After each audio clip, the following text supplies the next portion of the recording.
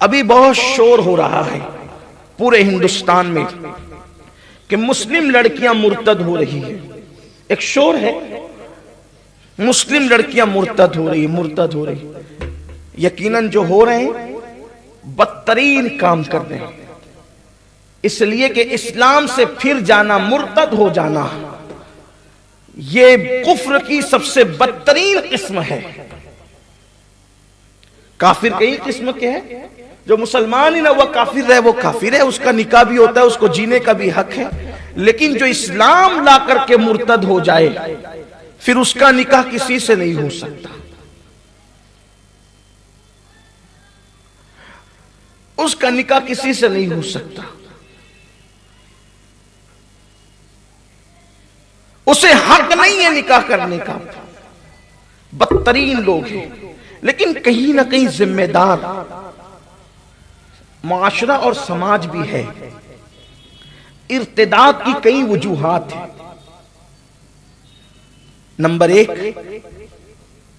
ارتداد جس راستے سے ہو رہا ہے شادی اس کا بہانہ بن رہی ہے. کیوں شادی بہانہ بن رہی ہے؟ اس لیے کہ وہ لڑکیوں کی عمر ہو گئی اور عمر سے اب زیادہ عمر ہو گئی.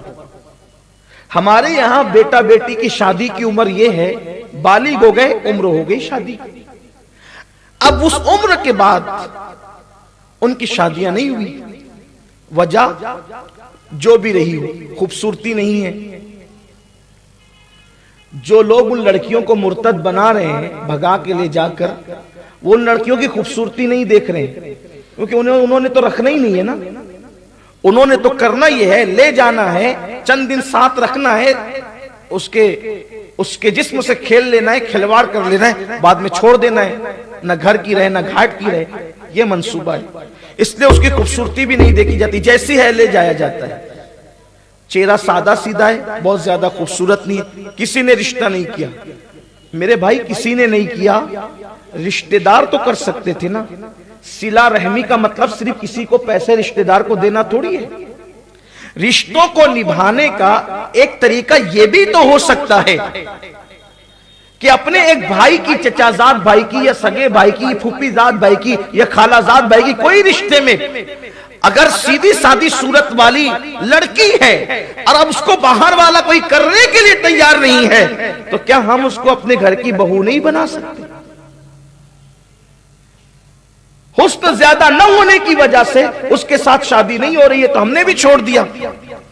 یا خوبصورتی تو ہے، حسن تو ہے، مگر مال نہیں ہے اس کے پاس. اب ہم بھی رشتہ کرنے کے لیے نکلتے ہیں، بہت دور تک جاتے ہیں صرف مال کے لیے، صرف دولت کے لیے. دولت کے پجاری ہو گئے ہیں لوگ، مال کے پجاری ہو گئے ہیں لوگ. جہیز کہاں ملے گا، یہ کہاں ملے گا، وہ کہاں ملے گا، وہ کہاں ملے گا، یا تو پھر کم سے کم یہ نام کہاں ملے گا. یار فلاں کے بیٹے کا رشتہ کس کے ساتھ ہوگا؟ وہ فلاں سائزنگ والے کے، وہ فلاں کارخانے کے کھاتے دار کے ساتھ، وہ فلاں کے ساتھ. یاد رکھو، اچھی طرح یاد رکھو، کتنے بھی بڑے مالدار کے ساتھ اپنے بیٹے کا رشتہ کر دو، یار وہ پوری دولت تھوڑی اٹھا کر کے دے دے گا.